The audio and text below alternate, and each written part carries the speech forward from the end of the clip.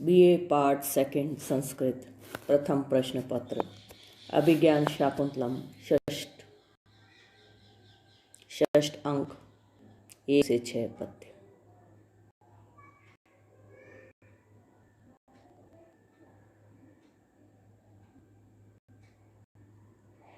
षष्ठ अंक का पहला पद्य। सहजम किल यद विनिंदितम न खलु तत्कर्म विवर्जनीयम पशु मारण कर्म दारुणो अनुकंपा मृदुरे श्रोत्रेह। अन्वय। विनिंदितम यत् कर्म सहजम किम तत् खलु न विवर्जनीयम पशु मारण कर्म दारुणः श्रोत्रेह अनुकंपा मृदु एव। शब्दार्थ। विनिंदितम निंदित, सहजम स्वाभाविक है, न विवर्जनीयम नहीं छोड़ना चाहिए, पशु मारण कर्म दारुण पशुओं की हत्या रूपी कर्म में क्रूर, श्रोत्रिय वेद पाठी, अनुकंपा मृदु दया भाव से कोमल हृदय। अनुवाद। निंदित जो काम वस्तुतः वंश परंपरा से चला आ रहा है उसको निश्चय नहीं छोड़ना चाहिए। यज्ञ में पशुओं के हत्या रूपी कर्म में क्रूर वेद पाठी ब्राह्मण सदया भाव से कोमल हृदय होता ही है। व्याख्या। राजशाह द्वारा किए गए व्यंग्य को वह बंदी पुरुष धीवर मछुआरा समझदाता है तथा कहता है, महोदय आपको ऐसा नहीं कहना चाहिए, क्योंकि जिसकी जो भी आजीविका है वंश परंपरा से चला आ रहा है धंधा है उसे कदापि नहीं छोड़ना चाहिए, भले ही अन्य लोग उस कार्य की निंदा करें। धीवर इस संदर्भ में वेद पाठी ब्राह्मण का दृष्टांत प्रस्तुत करता है। वह कहता है कि सब जीवों पर दयालु होने के कारण स्वभाव से ही कोमल चित्त भी विदग्ध ब्राह्मण यज्ञ कर्म में पशु वध करके कठोर हो जाता है, क्योंकि उसका वंश परंपरा से चला आ रहा कर्म है तथा उसकी आजीविका का साधन है। अतएव दयालु होकर भी वह इस कठोर कर्म को करता है, छोड़ता नहीं। इसी प्रकार मैं भी अपने आजीविका के साधन एवं कुल क्रमागत मत से बंधन रूप कर्म को नहीं छोड़ा हूं, भले ही अहिंसावादी लोग इस कर्म की निंदा करें। विशेष प्रस्तुत पद्य से यह प्रतीत होता है कि कालिदास के काल में यज्ञ में पशु बलि प्रचलित थे, समाज में कार्य निंदित नहीं था, वैदिक कर्मकांड उस समय अपने पूर्ण रूप में ही विद्यमान थे। प्रस्तुत पद्य में वैदिक कर्मकांड का समर्थन किया गया है तथा बौद्धों के तर्क के विरुद्ध यदि की हिंसा हिंसा न भवती का समर्थन किया गया है। श्लोक का भाव यह है कि ऐसी जैसे पशु हत्या करने वाला भी ब्राह्मण घृणित दृष्टि से नहीं देखा जाता है, उसी प्रकार मेरा भी ये कार्य निंदनीय नहीं है। प्रस्तुत पद्य में सामान्य अर्थ के द्वारा विशेष अर्थ का समर्थन किया गया है, अतः अर्थांतन्यास अलंकार है। मृदु होकर भी दारुण इस कथन में विरोधाभास अलंकार है। धीवर इस प्रस्तुत विशेष के रहते हुए भी अप्रस्तुत सामान्य का कथन किया गया है, अतः अप्रस्तुत प्रशंसा अलंकार है। प्रस्तुत श्लोक में प्रयुक्त एव समान के अर्थ में व्यवहृत हुआ है, अतः उपमा अलंकार है। प्रस्तुत पद्य में सुंदरी नामक छंद है। व्याकरणात्मक टिप्पणी। सहजम सहजातम इति अर्थे सहजन ड प्रत्यय टी लोप, विनिंदितम विनिंद निच कत प्रत्यय, विवर्जनीयम विवृज अन्य प्रत्यय। जमना ब्राह्मणो गेय संस्कारे द्विज उच्यते विद्याभ्यासी वेद विप्र श्रोत्रिय स्त्रीभिरेव हि।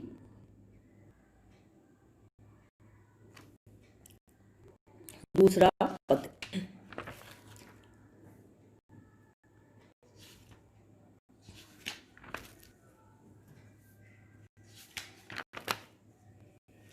आ ताम्र हरित पांडुर जीवित सत्यम वसंत मासस्य दिष्टो असि चूत कोरक ऋतु मंगल त्वाम प्रसादयामि। पहली दासी कहती है। अन्वय। आ ताम्र हरित पांडुर वसंत मासस्य सत्यम जीवित चूत कोरक दृष्ट असि हे ऋतु मंगल अहम त्वाम प्रसादयामि। आ ताम्र हरित पांडु, कुछ कुछ लाल हरित एवं श्वेत वर्ण वाले। जीवित जीवित स्वरूप, चूत कोरक आम्र वृक्ष के बोर। दृष्टासी दिखलाई पड़े हो, त्वाम प्रसाद्यामि तुमको प्रसन्न करता हूं, तुमको प्रसन्न करती हूं।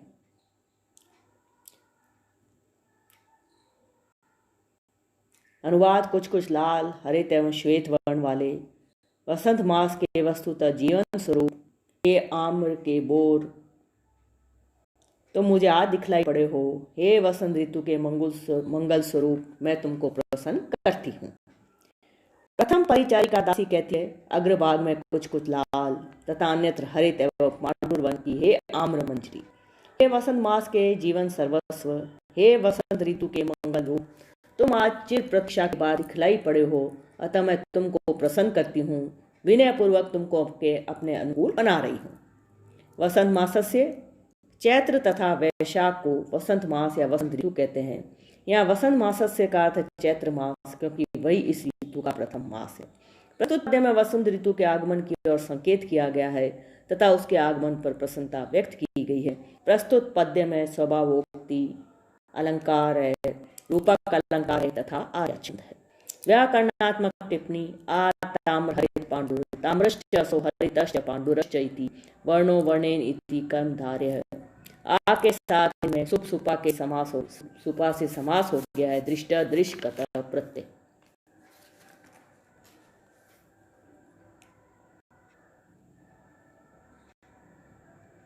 त्वमसि मया च्युतांकुर दत्तः कामाय ग्रहीत धनुषे, पथिक जन युवती लक्ष्य पंचाभ्यधिक शरो भव।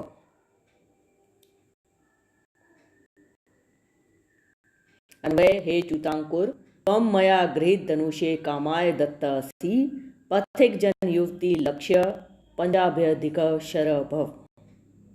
च्युतांकुर, हे आम्र के बोर, ग्रह धनुषे बाण धारण करने वाले, कामाय कामदेव के लिए, दत्तसि समर्पित किए गए हो,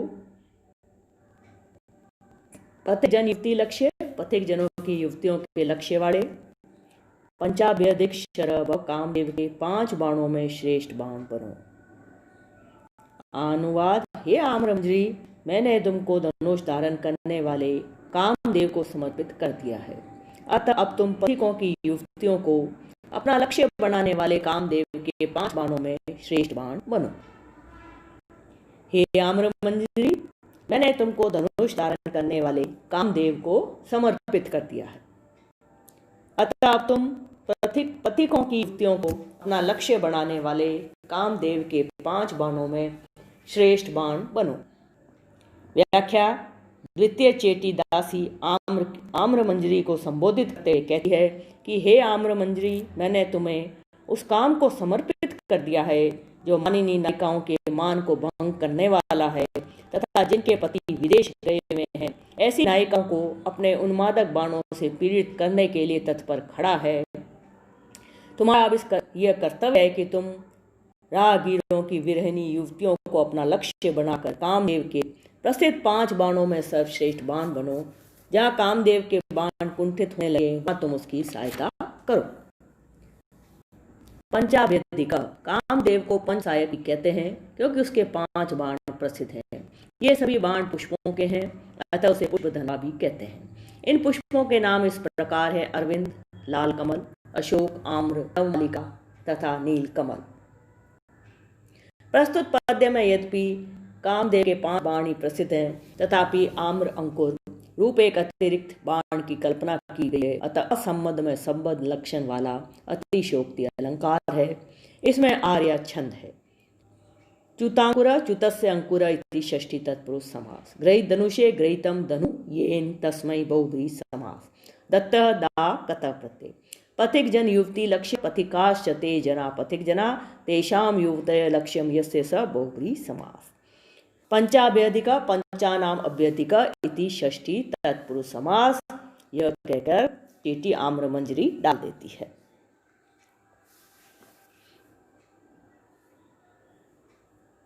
चौथा पद्य।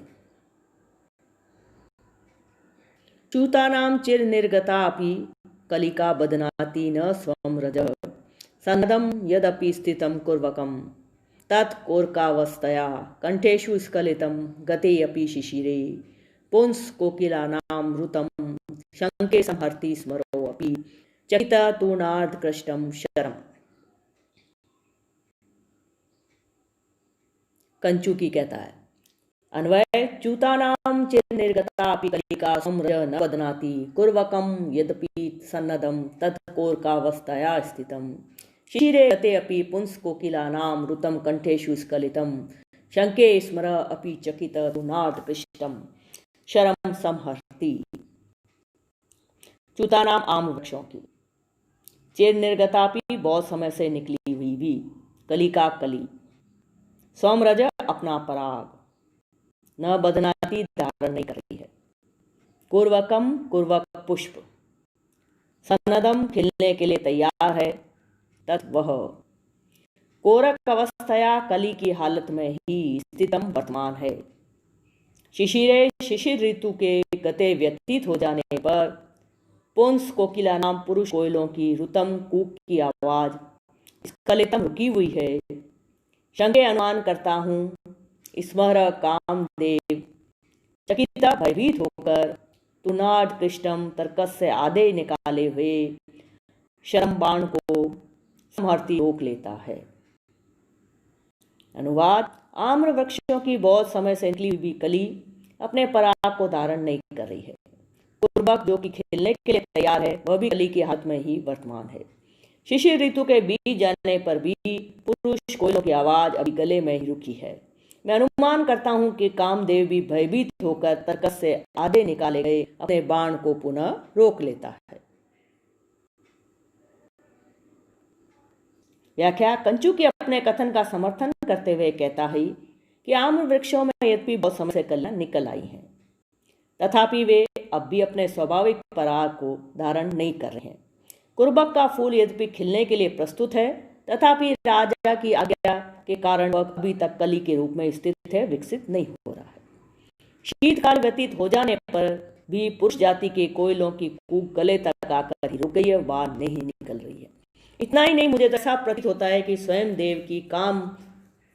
स्वयं कामदेव भी राजाज्ञा सुनकर स्तब्ध है इसलिए वह अपने तुनीर से आधा बाण निकालता है तथा फिर भय के कारण उसी में रख लेता है बाण चढ़ाता है पर चलाता नहीं तात्पर्य यह है कि जहाँ अचेतन वृक्ष आदि तथा चेतन पक्षी आदि तथा महत्वशाली कामदेव भी राजा की आज्ञा का पालन करते हैं वहाँ तुम लोगों ने राजा की आज्ञा न सुनी हो ऐसा संभव नहीं है। प्रस्तुत पद में राजाज्ञा के प्रभाव का वर्णन किया गया है राजाज्ञा का प्रभाव के मानव जाति तक ही सीमित है अपितु वनस्पति जगत व पक्षों के द्वारा भी महाराज की आज्ञा को शिरोधार्य किया गया है। वसंत उत्सव इसे होली उत्सव भी कहा जाता था आज के समान ही प्राचीन काल में भी वसंत उत्सव महीनों मनाया जाने वाला त्योहार था मुद्रा राक्षस व रत्नावली में भी इस उत्सव का वर्णन मिलता है। प्रस्तुत पद्य में सोम रजो न बदनाती जिस प्रकार कोई प्रौढ़ा बाला युवावस्था को प्राप्त नहीं होती है उसी प्रकार ये आम्र मंजरी भी अपने को धारण नहीं करती है। इस प्रकार आम्र मंजरी में चेतन का आरोप होने के कारण तमासोक्ति अलंकार है। शंके शब्द का प्रयोग होने के कारण उत्प्रेक्षा कारण रूप निर्गत्व आदि के होने पर भी कार्य पराग आदि के न होने से विशेषोक्ति तथा प्रथम तीन चरण के कामदेव के बाण संहार में कारण होने से काव्यलिंग अलंकार है। प्रस्तुत पद्य में शार्दूल भी क्रीडित छंद है। निर्गत निर्गम कत चिरनिर्गता चिरम निर्गता इति चिरनिर्गता सन्नदम सम न कत स्खलितम स्खल कत प्रत्यय ऋतम रू कत प्रत्यय पुंस कोकिलानां पुमांसश्च ते किलाश्च तेषां तुनाद कृष्टम तुनाद अर्धम आकृष्टम आकृष्ट प्रत्यय। पांचवा पद्य रम्यम द्वेष्टि यथा पुरा प्रकृतिर्भिर्न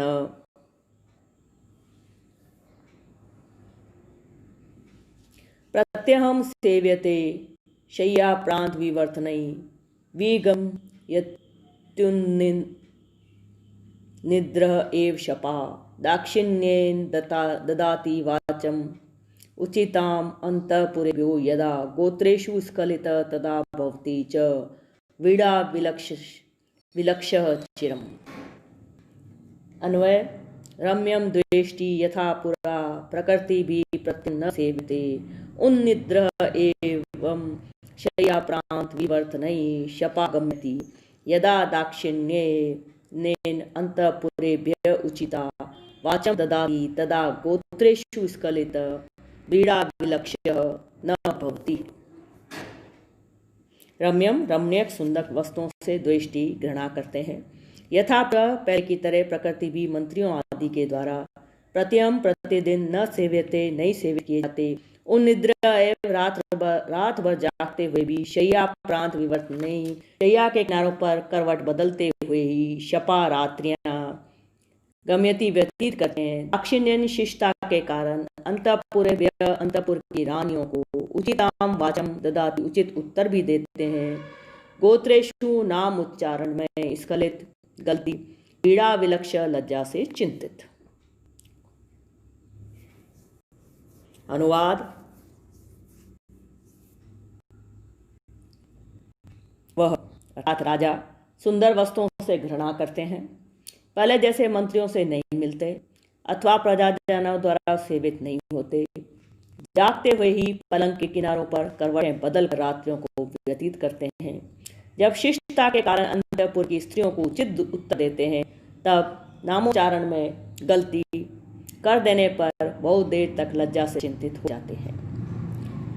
व्याख्या राजा की पश्चाताप की स्थिति का वर्णन करता वाक्चूकी कहता है कि राजा को जब कोई भी सुंदर वस्तु अच्छी नहीं लगती और न वे अब पहले की तरह प्रतिदिन मंत्रियों आदि की सेवाएं स्वीकार करते हैं, रात्रि पलंग पर करवटें बदल बदल कर समय व्यतीत करते हैं अर्थात रात भर उन्हें नींद भी नहीं आती है। अंतपुर की रानियों से जब कभी कुछ बात कहते हैं और उस समय यदि भूल से शकुंतला का नाम मुंह से निकल जाता है तो काफी समय तक लज्जा के मारे विस्मित से बने रहते हैं। शकुंतला के परित्याग से उत्पन्न अनुताप के कारण राजा की ऐसी स्थिति हो रही है। इससे कवि ने राजा की काम दशाओं का भी संकेत किया है। रम्यम दृष्टि से अरुचि, गोत्रस्खलन आदि से तन्मयी भाव तथा दाक्षिण्य से अरुचि निर्दिष्ट की है। विशेष प्रकृति भी प्रकृति शब्द के दो अर्थ हैं, प्रजा तथा मंत्री। यहाँ दोनों ही अर्थ हो सकते हैं। अधिकांश टीकाकारों ने दूसरा अर्थ ही स्वीकार किया है, वैसे प्रथम अर्थ का प्रयोग किया जाए तो भी और भी ठीक है। दाक्षिण्य पद से ये ध्वनित होता है, अत्यावश्यक हो जाने पर ही उत्तर देते हैं, जहाँ तक संभव होता है टाल जाते हैं। व्रीड़ा विलक्ष्य अंगूठी को देखने के पश्चात शकुंतला का भूत राजा के सिर पर सवार हो गया है। उसके समक्ष शकुंतला ही दृष्टिगत होती है। दिल दिमाग सब कुछ शकुंतलामय हो गया है।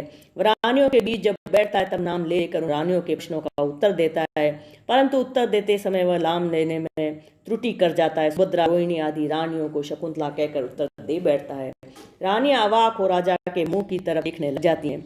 लज्जा से विस्मय अन्वित राजा विचार करने लगता है कि मैं राजा हूं तथा मेरी ऐसी अवस्था है। प्रस्तुत पद्य में राजा दुष्यंत के पश्चाताप का वर्णन होना चाहिए था, पर पश्चाताप का वर्णन न करके जो यहाँ उसके कार्यभूत रम्यम द्वेष्टि इत्यादि का वर्णन किया गया है, इसे पर्यायोक्त अलंकार है। कतिपय आलोचकों का मत है पश्चाताप रूप कार्य के प्रति रम्यम द्वेष्टि आदि अनेक कारणों का उपन्यास होने के कारण समुचय अलंकार है। वीड़ा विलक्ष का कारण गोत्र स्खलन बतलाया गया तक काव्यलिंग अलंकार है। प्रस्तुत पद्य में विविध अनुभावों तथा चिंता विषाद आदि भावों का वर्णन होने से विरल श्रृंगार व्यंजित हुआ है। प्रसाद गुण तथा वैदर्भी रीति का प्रयोग हुआ है। प्रस्तुत पद्य में शार्दुल विकीर्णित छंद है। वि गम्यति वि इन निच लट नौ गमिर बोधने ई इत्यस्य गमादेश। दाक्षिण्येन दक्षिणस्य भाव दाक्षिण्यम दक्षिणशन उन्द्र उत्सृष्टा निद्रा यस्य तादृश रम्यम रम्यत विश्लटी द्वेष्टि विवर्तनम विवृत लिट शय्या प्रांत विवर्तने शय्या प्रांतेषु यानि विवर्तनानि तै तथा उक्त व्रीड़ा विलक्ष विलया विलक्ष तृतीय तत्पुरुष समास। षष्ठ पद्य छठा पद्य कंचुकी कह रहा है। प्रत्यादेष्ट विशेष मंडन विधिर्वाम प्रकोष्ठार्पितम बिभ्रत कांचनम एकमेव वलयम श्वासोपरक्ताधर चिंता जागरण प्रतांत नयन नयन तेजो गुणात् आत्मन संस्कार उल्लिखितो मामणिरेव क्षीणो अपि न लक्ष्यते।